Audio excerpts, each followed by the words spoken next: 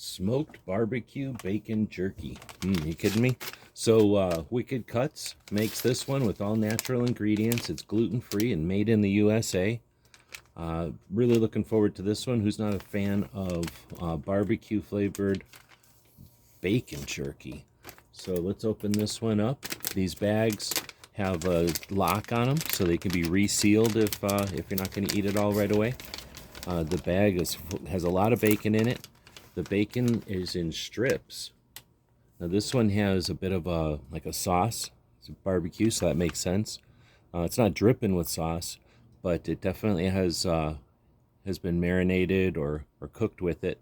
And as you can see, this bacon is just like if it came off the table. It's not all dried out. It's not super crispy. It's meaty. It's completely cooked, but it's got, no, I would say it's still palatable or bendable. It's not crisp. So let's try this smoked barbecue. Definitely sweet. Smoked flavor is in there. There is some finger licking with these, but very good. These are definitely going to be great on or with some other foods. I'm thinking fries. Wow, this is going to be great for camping.